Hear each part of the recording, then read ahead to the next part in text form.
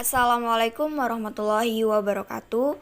Kami dari kelompok 2 sesi 1 kelas 11 MIPA 4 ingin menjelaskan mengenai materi pemanasan global. Sebelum itu, izinkan kami memperkenalkan diri kami terlebih dahulu. Nama anggota kelompok 2, yang pertama Andira Siti Kansa nomor absen 2, yang kedua Anggun Lintang Cahyani nomor absen 4, yang ketiga Aulia Cahaya Putri nomor absen 7, yang keempat Aziza Siti Nur Afia nomor absen 8, yang kelima Dahlia nomor absen 12, yang keenam Devi Setioningrum nomor absen 13, dan yang ketujuh saya sendiri Intan Aprilia Cahaya Fajri nomor absen 17. Pemanasan global atau global warming adalah adanya proses peningkatan suhu rata-rata atmosfer, laut, dan daratan bumi. Intergovernmental Panel on Climate Change atau yang disingkat IPCC menyimpulkan bahwa sebagian besar peningkatan suhu rata-rata global sejak pertengahan abad ke-20 kemungkinan besar disebabkan oleh meningkatnya konsentrasi gas-gas rumah kaca akibat aktivitas manusia melalui efek rumah kaca, serta perubahan jumlah dan pola presipitasi. Beberapa hal yang mesti dilakukan para ilmuwan adalah mengenai jumlah pemanasan yang diperkirakan akan terjadi di masa depan. Gas rumah kaca. Karena semakin meningkatnya konsentrasi gas-gas ini di atmosfer, maka semakin banyak pula panas yang terperangkap di bawahnya. Keadaan tersebut terus berlangsung sehingga mengakibatkan suhu rata-rata tahunan bumi terus meningkat. Gas rumah kaca yang memiliki peran yang signifikan terhadap pemanasan global adalah pertama CO2 atau karbon dioksida. Karbon dioksida dianggap paling berperan dalam pemanasan global karena jumlahnya yang paling besar dan melimpah. CO2 dalam jumlah yang besar dapat menyebabkan pendinginan di lapisan stratosfer sehingga memicu lubang di lapisan ozon sebagai perisai bumi dari radiasi ultraviolet. Yang kedua ada metana atau CH4. Gas metana merupakan gas yang 21 kali lebih berpotensi menyebabkan efek rumah kaca jika dibandingkan dengan karbon dioksida. Metana dihasilkan secara alami oleh bakteri atau mikroba yang hidup subur di rawa-rawa atau tanah berlumpur. Lahan berlumpur yang merupakan media untuk menanam padi adalah tempat yang baik bagi tumbuh dan berkembangnya bakteri atau mikroba penghasil metana. Gas ini dilepaskan ke udara ketika air di sawah dikeringkan, dan beberapa mikroba melepaskan metana sebesar 250 gram setiap harinya. Yang ketiga ada nitrogen oksida atau N2O. Nitrogen oksida adalah gas insulator panas yang sangat kuat. Ia dihasilkan terutama dari pembakaran bahan bakar fosil dan oleh lahan pertanian. Gas ini dapat menangkap panas 300 kali lebih besar dari karbon dioksida.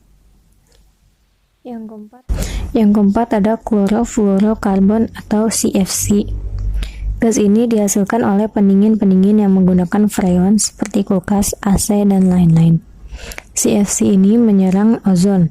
Akibatnya kandungan ozon di angkasa menipis dan mengakibatkan lubang di kutub utara dan selatan, sehingga UV atau ultraviolet mampu menerobos masuk ke atmosfer dan menyebabkan terjadinya radiasi.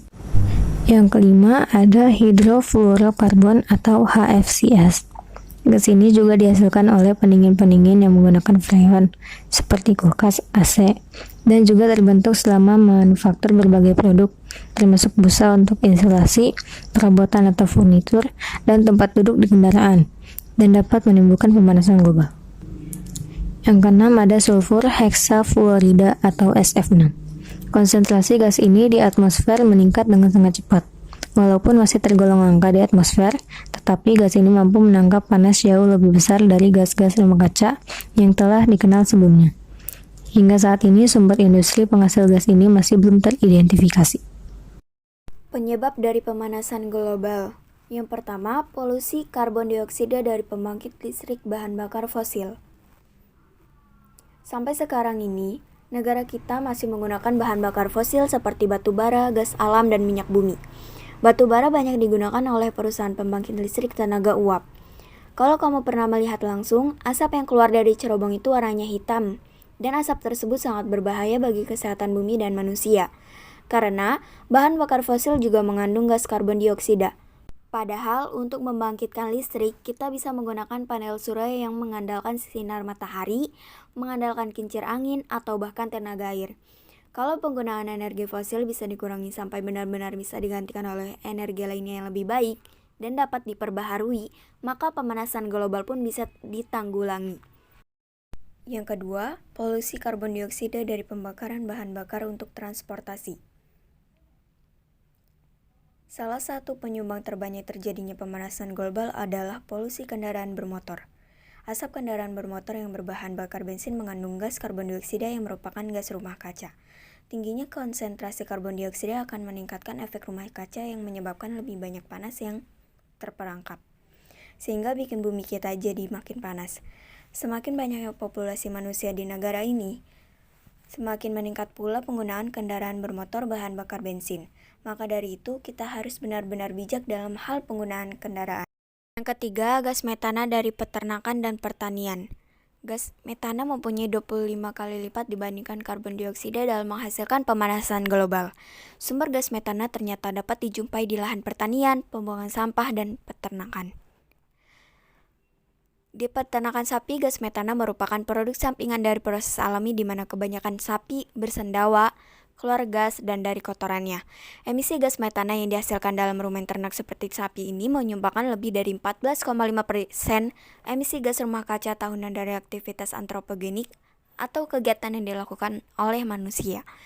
Jika keadaan ini terus dibiarkan tanpa ada upaya menurunkan kandungan gas metana di atmosfer, tidak menutup kemungkinan kondisi bumi akan semakin parah.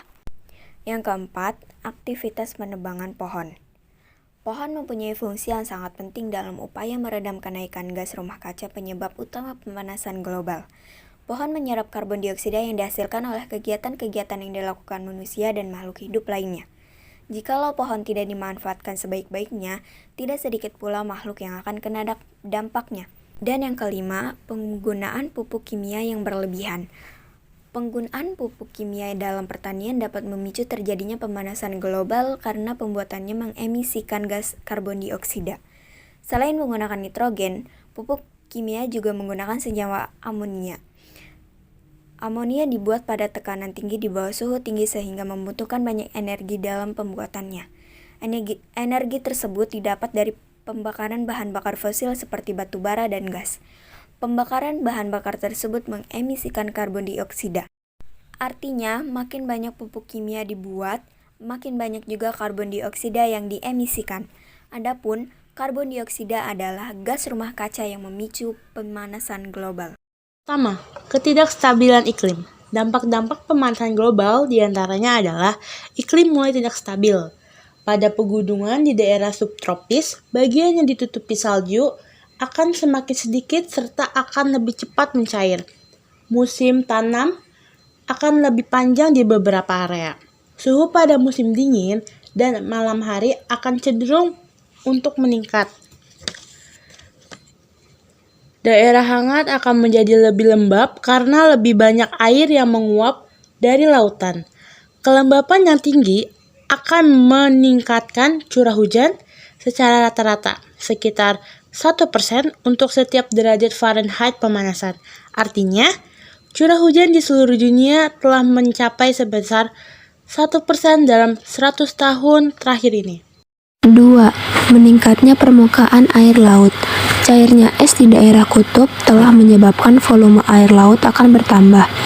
Akibatnya akan terjadi peningkatan permukaan air laut. Tinggi muka laut di seluruh dunia telah meningkat 10-25 cm atau 4-10 inci selama abad ke-20 dan para ilmuwan IPCC memprediksi peningkatan lebih lanjut 9-88 cm atau 4-35 inci pada abad ke-21. Yang ketiga, gangguan ekologis. Ketika suhu bumi memanas, kita saja sebagai manusia tak nyaman, begitupun makhluk hidup yang lain. Efek pemanasan mengganggu kehidupan. Hewan-hewan akan berimigrasi mencari tempat sejuk. Tumbuhan mengubah arah pertumbuhannya mencari tempat yang mendukung pertumbuhannya atau mencari daerah baru karena habitat lamanya menjadi terlalu hangat. Manusia yang dikaruniai akal